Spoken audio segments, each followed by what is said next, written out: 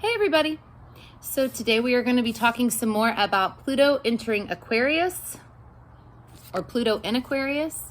I have some more thoughts on this. I did another video I did a first video about this that I posted the other day. But I had some more thoughts on it, so I wanted to do another one. This might not even be the last one that I do. Probably won't be.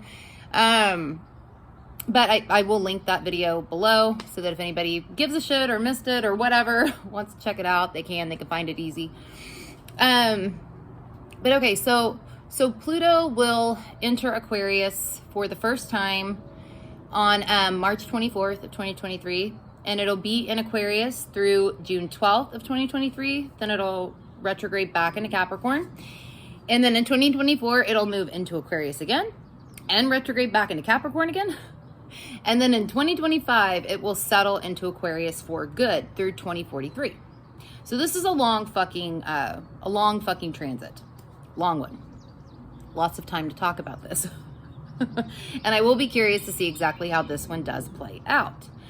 Now keep in mind what I'm about to talk about. This is more collective stuff. Obviously, this can be made personal by looking to see what Pluto, when Pluto enters Aquarius, like what it's doing to your natal chart, because it will impact everybody differently. Like for instance, I have Mars at 0 degrees Scorpio. When Pluto enters Aquarius, it will be exactly squaring my Mars. So I'm sure that'll be a lot of fucking fun, but you know, whatever. Might not be doing that for you. It might be doing something else, but that's how you make these transits more personal, right? What I'm going to be talking about are more just collective themes that could be going on while Pluto is in Aquarius. So in the last video, I touched on the Industrial Revolution, and anybody who's watched me for a while does know that I love to tie history into this kind of stuff, because when planets enter a new sign, especially the generational ones like Uranus, Neptune, and Pluto, and even Chiron, the transits are longer, and longer in nature. There are themes that come back around. There are themes that come back around. They're not going to be exactly the same. Like the last time Pluto was in Aquarius was, I'm going to fuck these dates up just a little bit, but it was like 1777 through like 1799, 97, right before 1800. So that was the last time that Pluto was in Aquarius. So some of those themes of things that were going on at that time may come around again. Just maybe not in the exact same way. So the Industrial Revolution was going on during that time. The Industrial Revolution was, I think the dates they give are like 1760 to like 1830, 1840. So the last time Pluto was in Aquarius would fall within that window. And the Industrial Revolution completely changed the way that humans live. Like it completely changed our quality of life, our way of life, completely. And I think that there could be, you know, Aquarius is very progressive. It's very future focused, right? So, and it's also technology. It also deals with technology. So I think that we could see, obviously, I think that we could see like the power of, I think there could be like the power of technology in new ways. I think that there could be like a technological revolution, if you will. I think that this could happen for sure. And we already see the winds of this already. We already do. But I'm also thinking here, if we might have some kind of a callback to the Industrial Revolution, and perhaps, okay, I'm not trying to be fear-mongery or fear-porny or anything like that. But I do wonder if under this time Pluto's in Aquarius, if we don't realize how badly we've fucked this planet up. And I say that because while the Industrial Revolution did change our quality of life, it upped our quality of life, you know, it was an amazing thing. It did a lot of damage to the planet. It did. And I mean, regardless, I mean, and I'm not talking about, I'm not going to get political here. I don't give it, because who fucking cares? Who fucking cares? And I say that because I know that there are a lot of people that will tie in, you know, how we treat the planet with political shit, and who fucking cares? Take the fucking politics out of it. We have done damage to the planet. Like we have. And we are aware of this. I think that everybody is aware of this, regardless of where they stand on things like climate change or whatever. We have done damage to the planet. And I think it could be that under this time that Pluto is in Aquarius, we could realize, we know there's damage that's been done. I think we could realize we've really fucked it up, like really fucked it up. And it might not be in the ways that we've been told we fucked it up. Yeah, that's good. You know, because Aquarius energy is also different. It's shocking. It's, yeah. So I kind of get the feeling that if we were to find out that we've really fucked Mother Earth up, like really fucked her up, it's not in a way that we are expecting that we have, or not the vast majority of us are expecting that we have. Yeah, I'm going to go and stop harping on that, because I know that sounds really grim. And again, I'm not trying to be fear porn or fear mongering. I do believe that knowledge is power. And the more knowledge you have, the more you can be prepared for things. So that's kind of why I'm even saying this, saying that I kind of feel like it could go that way. But yeah. I kind of feel like it's going to be in different ways than we think we have. Yeah. And Pluto is destruction. Pluto is death and rebirth. Usually of the metaphorical, I usually read it in a more metaphorical way, like reading a natal chart or whatever. I know that it can be literal death. I don't take that off the table, but generally speaking, I do think of it in a more metaphorical way. But in this case, there could be, you know, some type of destruction. Though I kind of think if that is the case, it's something that I don't know if we can really fix it. I don't know if we can.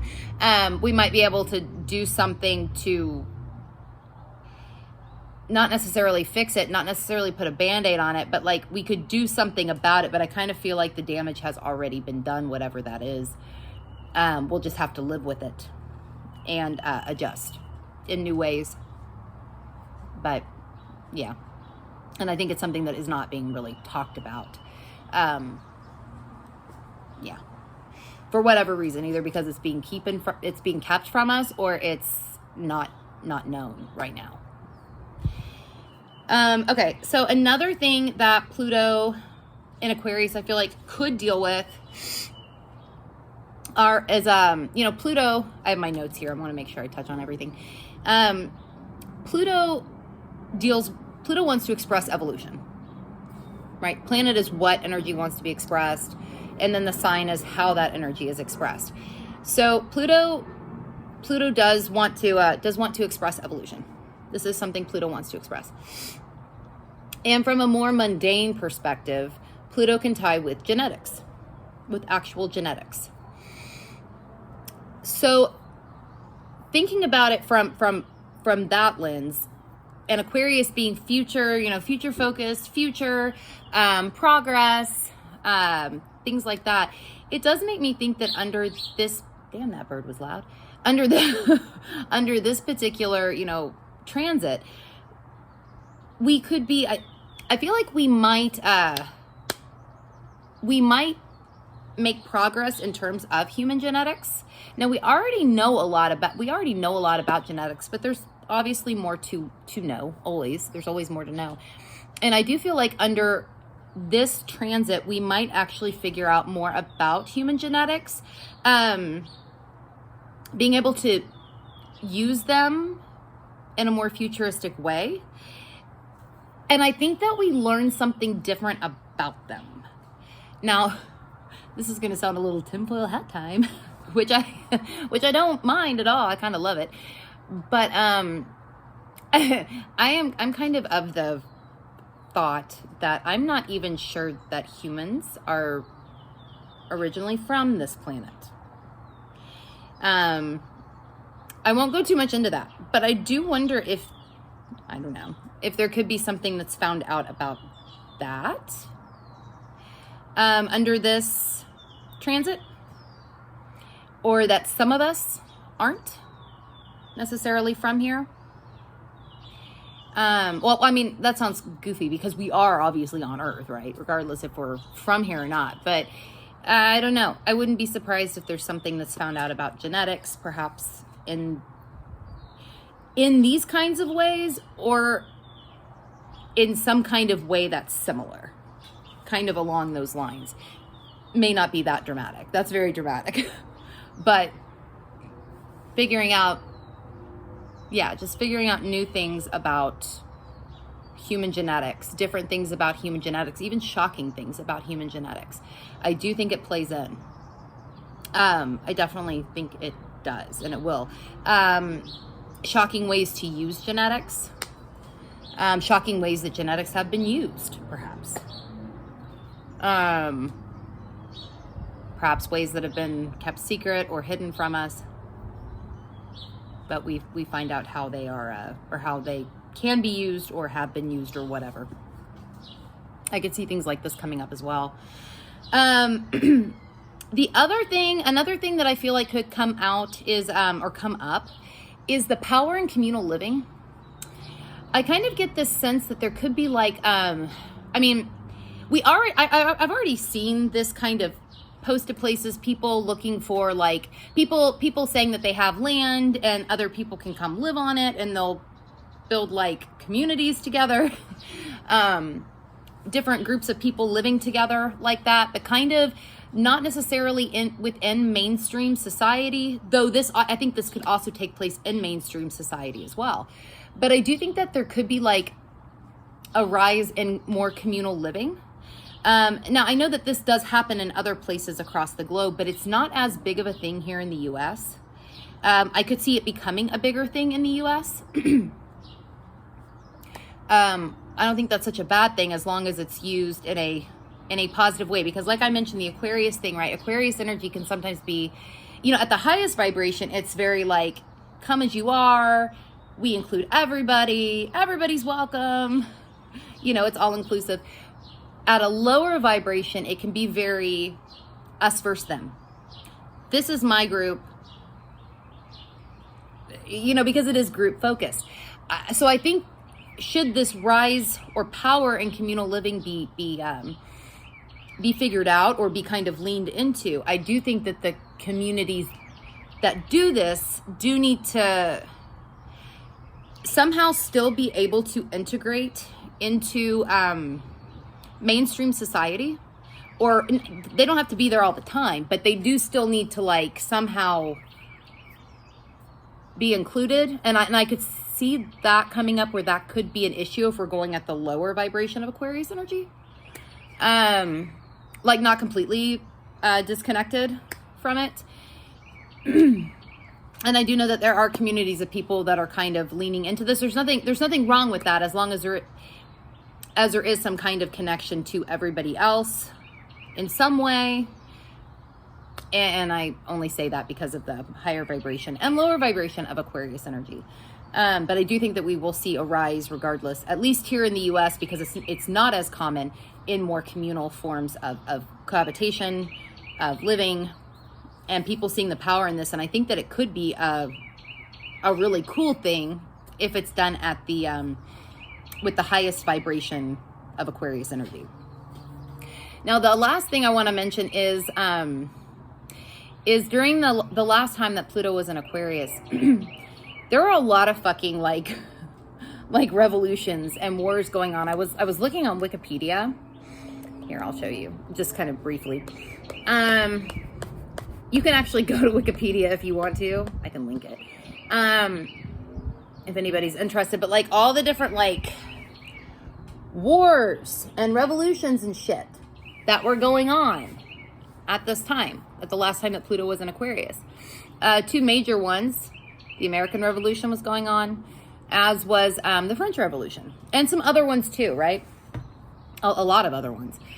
and I look at this, and you know, Aquarius energy can be rebellious. It is revolutionary.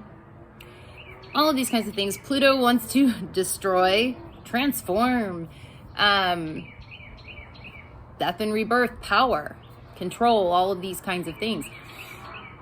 So do I think that we could see some revolutions, rebellions, things like that take place while Pluto is in Aquarius this time? Absolutely. Absolutely. I'm not going to really try to predict where. I definitely have some ideas in my mind where this could happen, where the pressure cookers are right now, though that could change, you know, the longer that Pluto is in Aquarius. But I mean, I look at this list of wars and shit going on around that time, from like 1777 to like almost 1800. And I mean, a lot of the usual suspects are on the chessboard. I mean, and I realize that they were like different, you know, different, they had different governments back then. But the countries, you know, and the geographical borders may have been different back then as well, but the countries, I mean, a lot of the same usual suspects. And a lot of the same people that are, a lot of the same countries that are involved in things today. I do think that's interesting. I'm not necessarily saying that any of these countries are going to actually have a revolution or a rebellion. It could be other countries. There's certainly uprisings going on right now in different places. It could be anywhere. Like I said, I do have some thoughts on some places that really should be watched, but I'm maybe I'll save that for another time. But yeah, I mean, this kind of shit is bound to happen while Pluto is in Aquarius. I mean, it kind of feels like par for the course. What needs to be watched for in these cases is, you know, I would never tell anybody, or I would never say that countries shouldn't rebel or shouldn't revolt. Absolutely, it's necessary when people aren't being treated fairly, when people are, you know, yeah. I mean, it's absolutely necessary a lot of the time, because sometimes, you know, you can try to do things peacefully and nobody listens. A lot of the time, nobody listens. So you actually have to use force quite often. To make any real change, force actually has to be used. Now, I'm not calling for anybody to do that, make that clear. But a lot of the time, you know, force has to be used, actual force. So I would never say for a country that was not being treated, people were not being treated fairly, or whatever the case might be, to not do that. The important thing is what comes after it. You revolt, you rebel, and you win. What do you put in place after it? Do you put something in place after it that's the same as what was there before, just with a different face, with a different name? Or do you actually install real change? That's the important thing, you know, what comes after, what actually comes in place after. And I think any countries, not that I have any say in this, or anybody leading these countries gives a shit about what I say, but it does need to be thought about, you know, what kind of power, what kind of different power comes in place afterwards. And how can we keep this different sort of power in place for the long term, for the betterment and the progress of our people? What does that look like? That's like the most important thing, I think. And that is something that doesn't always seem to happen. But yeah, anyway, I'm going to head off. I will put where you can find me in the description box below, and I will see all of y'all later.